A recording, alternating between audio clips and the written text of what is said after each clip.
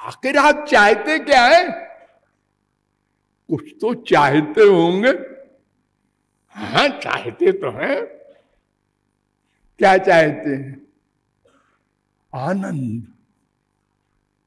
बस एक शब्द, आनंद।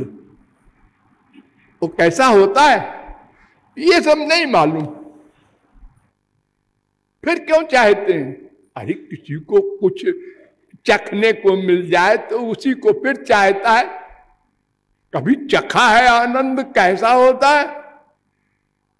हाँ, उसका आभास चखा है। अच्छा, कब? रोज जब गहरी नींद में सोते हैं, गहरी नींद में, तद्यथा प्रियया स्त्रिया संपरिष्वक्तो न बाह्यम किंचन वेद नान्तरम एवमेवायं पुरुषः प्राज्ञेनात्मना संपरिष्वक्तो न बाह्यम किंचन वेद नान्तरम। जैसे कोई घोर कामिनी स्त्री के आलिंगन के बाद दोनों बेहोश हो जाएं, इतना सुख मिले। ऐसा होता होता तो नहीं होगा, लेकिन अगर कहीं हो जाए इस तरह, ऐसे ही जब आप गहरी नींद में जाते हैं तो भगवान आपका आलिंगन करते हैं। उस समय चोरी चोरी अंदर तो बैठे हैं सदा आपके बिल्कुल पास, लेकिन उस समय आलिंगन करते हैं तो आपको न बाहर का अनुभव होता है और न भीतर का, न अपना न भगवान का, केवल आनंद का। ये आनंद है नहीं, लेकिन जैसे कोई आभास होता है। एक होती है लौ दीपक की, एक लौ के ऊपर होता है काला काला, ऐसा एक आभास भगवान कराते हैं कि देखो बेटा, ये मैं जरा थोड़ा सा सैंपल दे रहा हूं, अगर मुझको सचमुच को पालोगे ना तो कितना सुख मिलेगा। इसी सुख में अनंत गुणा कर दो। जो सुख गहरी नींद में मिलता है उसी का अनंत गुना, वो सुख चाहते हैं हम लोग। यो वै भूमा तत्सुखम, छांदोग्योपनिषद 7:23-1। क्यों चाहते हैं ये भी आप लोगों को बहुत बार बताया गया है। इसलिए कि हम आनंद के अंश हैं। आनंद के अंश हैं। आनंद के अंश होते तो जड़ होते। अरे हम लोगों को जो आनंद मान लो आप कहते हैं गहरी नींद वाला, तो वो भी तो जड़ है। वो क्या उसके हाथ पैर आंख कान नाक मन बुद्धि है? आनंद तो जड़ होता है ना। आनंद मिल गया, वो किधर है, कैसा है, लाल पीला काला नीला? नहीं जी, वो तो बस रियलाइज करने का है। मुंह का स्वादनवत, जैसे गूंगा रसगुल्ला खाए और पूछो कैसा होता है, बस। यानी तुम खाओ तो तुमको मालूम पड़ेगा, ऐसा होता है। वो रसना से बताया नहीं जा सकता। नारद जी ने 54वें सूत्र में ये कहा है, गुण रहितम कामना रहितम प्रतिक्षणम वर्धमानम अविच्छिन्नम सूक्ष्मतरम अनुभव रूपम मूकास्वादनवत प्रकाश्यते क्वापि पात्रे। नहीं नहीं, ये संसार का जो आनंद होता है ये जड़ होता है, और भगवान का आनंद तो आनंद ही भगवान है। अब बोलो, भगवान जड़ है, जिसके अंश तुम चेतन हो, वो अंशी जड़ कैसे होगा? ये तो गधा भी सोच सकता है। वो महाचेतन कहलाता है। तो वो महाचेतन का दूसरा नाम है महानंद। वेद कह रहे हैं आनंद मक्षरम साक्षात, जावाल दर्शनोपनिषद 4:62। विज्ञानमानंदम ब्रह्म 3:9-28 बृहदारण्यकोपनिषद। विज्ञानमानंदम ब्रह्म महोपनिषद 2:9। रसम लब्ध्वा सुखी भवति कठरुद्रोपनिषद 27। रसग्वम हेवायम लब्ध्वा नंदी भवति तैत्तरीयोपनिषद 2:7। आनंदो ब्रह्मेति व्यजानात् तैत्तरीयोपनिषद 3:6। यतो वाचो निवर्तन्ते अप्राप्य मनसा सह आनंदम ब्रह्मणो विद्वान 2:4। ये 2:9 तैत्तरीयोपनिषद में भी मंत्र है, ये ब्रह्मोपनिषद में भी मंत्र है, ये शांडिल्योपनिषद में भी 2:1 मंत्र है, ये सर्वोपनिषद में भी मंत्र है 20वां। वो आनंद है ब्रह्म। तस्माद् वा एतस्माद् विज्ञानमयादान अन्योन्तर आत्मा आनंदमया 2:5 तैत्तरीयोपनिषद। ये तमाम वेद मंत्र कह रहे हैं स एष रसानाम रसतमः परमः छांदोग्योपनिषद 1:1-3। वेदांत भी कहता है आनंदमयोभ्यासात 1:1-13। वो भगवान आनंद है। भागवत भी कहती है आनंद मात्र मभिकल्प मविद्ध वर्चा 3:9-3। आनंद मूर्ति मजहादति दीर्घतापम 10:48-7। सत्य ज्ञानानंतानंद मात्रैक रस मूर्तया अस्पृष्ट भूरि माहात्म्या 10:13-54।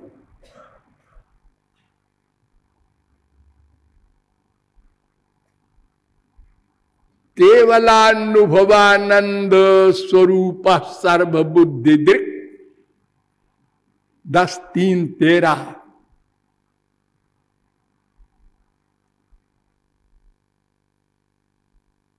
केवलानुभवानंद स्वरूप परमेश्वर 7:6-23। वो आनंद ब्रह्म है, वो ब्रह्म आनंद है। किसी भाषा में बोलिए, उसमें आनंद है तो बोलते हैं समझाने के लिए भोले बच्चों को। जैसे हम बोलते हैं समुद्र में पानी है। समुद्र कोई बर्तन तो है नहीं, बहुत बड़े पानी को ही समुद्र कहते हैं। ऐसे ही भगवान में आनंद है, ऐसा बोल देते हैं। आनंद ही भगवान है, उसके हम अंश हैं, इसलिए आनंद चाहते हैं, चाहना पड़ेगा। अगर करोड़ कल्प कोई प्रयत्न करे, नास्तिकों का सम्राट, हम आनंद नहीं चाहेंगे क्योंकि भगवान है वो। है कोई हिम्मत किसी की? इम्पॉसिबल। वो चाहे विद्वान हो चाहे मूर्ख हो, कुरूप हो सुरूप हो, वृक्ष हो ब्रह्मा हो, सबको आनंद चाहना पड़ेगा। प्लस नहीं कश्चित क्षणमपि जात तिष्ठत्य कर्म कृत। 3-5 गीता। एक क्षण को कोई अकर्मा नहीं रह सकता, इसलिए उसी आनंद प्राप्ति के लिए प्रतिक्षण प्रयत्न करना पड़ेगा। और हम लोग करते हैं, लेकिन अनंत जन्मों के प्रयत्नों के पश्चात भी इन दोनों प्रश्नों को हम नहीं हल कर सके, जबकि दावा करते हैं राहत काबिल है। अरे साहब आप ऑलराउंडर हैं, देखो पढ़ाके राउंडर है। अपने आप को तो जानते नहीं, ऑलराउंडर हो गए वो। ऑल एक भी आदमी, एक भी वकील किसी देश में ऐसा नहीं है जो अपने देश के हर मुहकमे के हर कानून को याद रखता हो। कोई पैदा नहीं हुआ आज तक। अरे एक सब्जेक्ट में भी पुस्तक देखते हैं।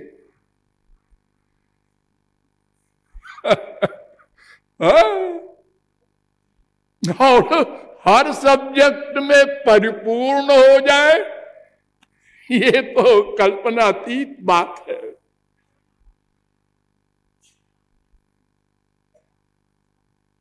तो आनंद के अंश होने के कारण हम आनंद चाहेंगे, इसलिए मैं कौन मेरा कौन, इन दोनों प्रश्नों को हल करना जरूरी है। क्योंकि जब तक मैं को नहीं जानेंगे तो मेरा को भी नहीं जानेंगे, तो जो मेरा को नहीं जानेंगे तो मेरे से मिलने का प्रयत्न कैसे करेंगे, और प्रयत्न नहीं करेंगे तो पाएंगे कैसे। तदर्थ आप लोगों को बताया गया कि 3 तत्व अनाद्यनंत शाश्वत हैं, ब्रह्म जीव माया।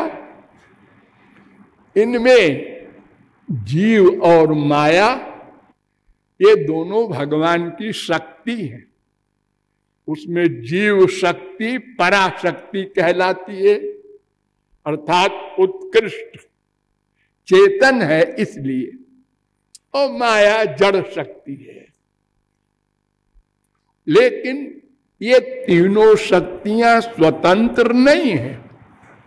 जीव और माया ये दोनों शक्ति भगवान के अंडर में सदा रहती हैं। जीव का जीवत्व भी भगवान से है, और माया तो बिचारी जड़ है, वो क्या कर सकती है बिना भगवान के। और माया का अनंत साम्राज्य, भगवान के चेहरा ध्यान रखना, अलग से नहीं, अनंत कोटि ब्रह्मांड, अनंत संख्या चेत रजसा मस्ति न विश्वानाम कदाचन। और भगवान का भी अनंत आनंद लोक है, परव्योम कहते हैं उसको। दोनों की प्रॉपर्टी अनंत अनंत है, लेकिन माया जड़ है, वो तो केवल उनके अधीन जड़ वस्तुएं होती हैं, प्लस ये चेतन अल्पज्ञ जीव। लेकिन भगवान के लोक में माया नहीं जा सकती, परव्योम लोक में न तत्र सूर्यो भाति न चंद्र तारकम नेमा विद्युतो भांति कुतोयम अग्नि। वहां ये माया का कोई सामान प्रवेश नहीं कर सकता। श्वेताशुतरोपनिषद 6:14 और ये मंत्र मुंडकोपनिषद में भी है 2:2-10।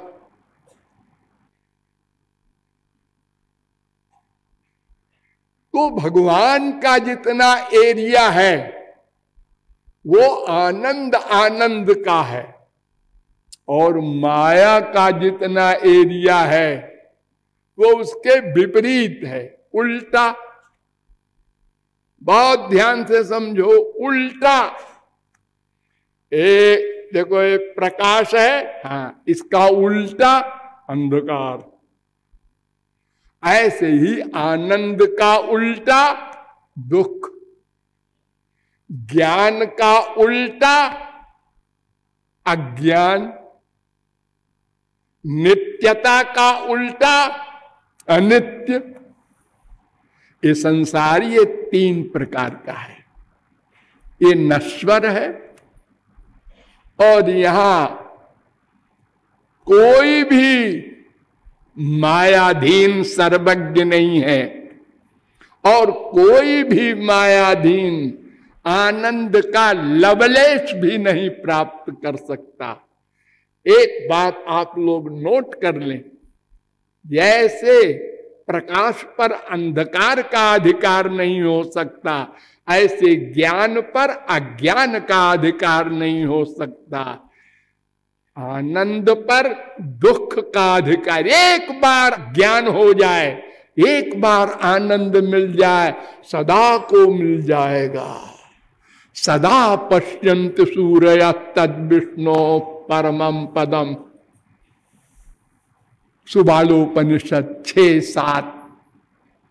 ये मंत्र नृसिंहतापनीयोपनिषद में भी है 8:3।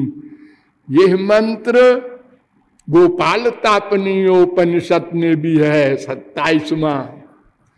ये मंत्र स्कंदोपनिषद में भी है 14वां। यह मंत्र पैंगलोपनिषद में भी है 4:30। यह मंत्र त्रिपुरा तापनीयोपनिषद में भी है 4:1। अर्थात सदा के लिए ज्ञान हो जाएगा, आनंद हो जाएगा, अगर मैं कौन मेरा कौन का समाधान प्रैक्टिकल हो जाए। तदर्थ आप लोगों को कर्म ज्ञान भक्ति 3 मार्ग बताए गए, और ये भी बताया गया कि कर्म से तो स्वर्ग मिलेगा यदि 6 नियमों का 100% पालन हो, और ज्ञान से अगर वो अधिकारी बन जाए तो चलेगा, फिर गिरेगा। अगर कोई अंत में पहुंच भी गया तो अज्ञान निवृत्ति होगी, ब्रह्म ज्ञान नहीं होगा, माया निवृत्ति नहीं होगी, तो आनंद प्राप्ति का प्रश्न ही समाप्त हो गया। इसलिए भक्ति माता की शरण ग्रहण करना होगा। तदर्थ आप लोगों को बताया गया कि भागवत के प्रारंभ में ही ये प्रश्न किया है शौनकादिक परमहंसों ने, श्रेय क्या है, उसका उत्तर दिया है सूत जी ने। सवै पुंसाम परो धर्मो यतो भक्ति रधोक्षजे अहैतुक। अहैतुक भक्ति भगवान श्री कृष्ण की हो,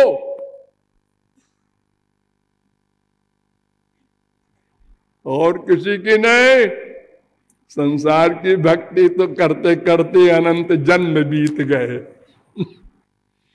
ये हमारे पिताजी हैं, मर गए, तुम मर गए, खत्म। पिता उता क्या होता है? अब कुत्ता पिता बनेगा, बिल्ली पिता बनेगी, गधा पिता बनेगा।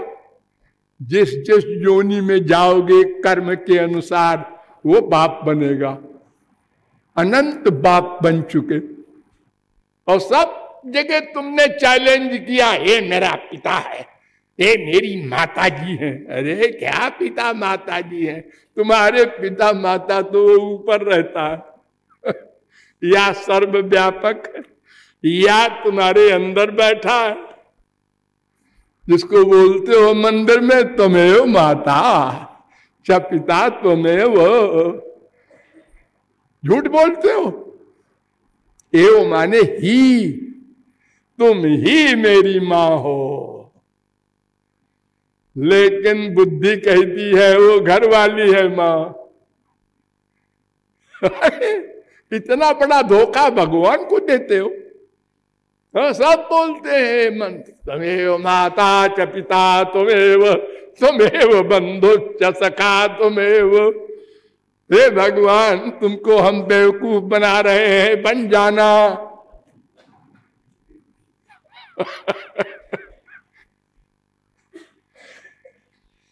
तो भक्ति में एक शर्त बताई पहली, अहेतु की, कामना रहित। कामना, संसार की कामना, परमार्थ की कामना, सब कामना, एक कामना नहीं, इधर उधर सब कामना छोड़ना होगा, तब भक्ति महादेवी आएंगी अंदर। ड्राइंग रूम में कोई न रहे, तब मैं आऊंगी।